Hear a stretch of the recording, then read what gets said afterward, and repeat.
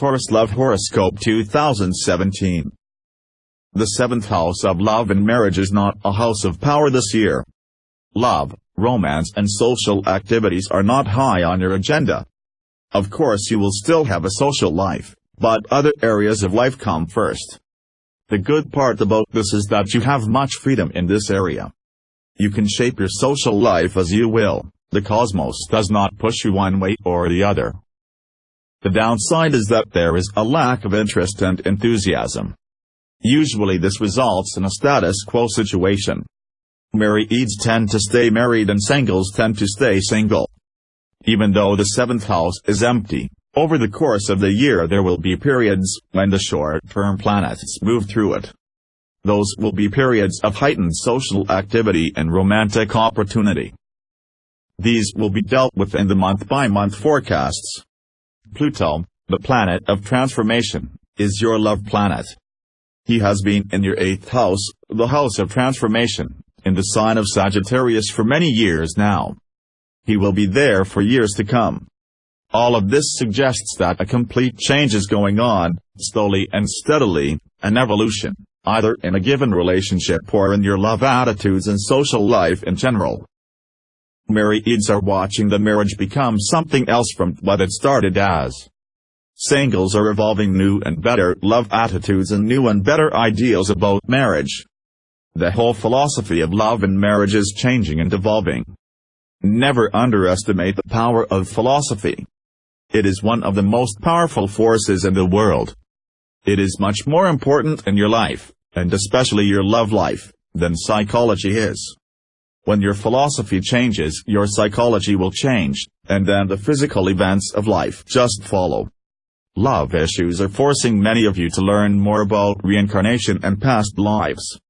The cosmos is very smart and knows how to motivate people. Many of you are learning that your current relationship, and your past ones, are merely continuations of things that have been going on for thousands, if not millions, of years. Many of your so-called failed relationships were not failures in the way you think, only a balancing of past karma.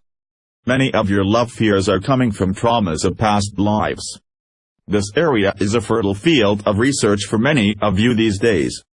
Pluto wants to purify your love life.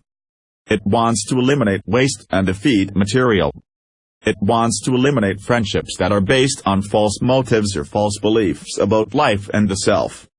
It wants to eliminate the unnecessary so that you can focus on the love or friendships that really matter. This is what is going on these days. Pluto is basically well aspected. But it is in opposition to Saturn all year. In many cases this produces caution in love, even fear. Certainty is wanted, and love will be tested. But while a certain caution in love is desirable, let events test love. Remember that romance is a mood, a magic. Nothing is more certain to kill it than fear. Among marrieds this opposition translates into a financial conflict. Both you and your spouse seem focused on finances.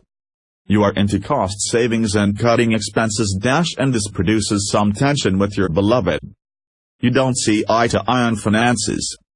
Among singles there could be an unwillingness to spend on social issues, going out, etc. This tension will pass after this year.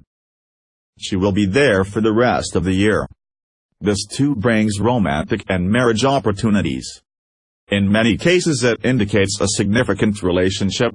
These events will test both the relationship and your interest. Is love strong enough to survive this? A business partnership was probable last year and still very probable this year. Those of you working towards a second marriage will see the status quo maintained. But marriage and romantic opportunities come as you pursue your financial goals. A romance with someone involved with your finances seems likely. Those of you working towards a third marriage need patience this year. The love life of children of marriageable age is status quo. But wedding bells could ring for grandchildren of marriageable age. The marriage of a parent is highly unstable these days.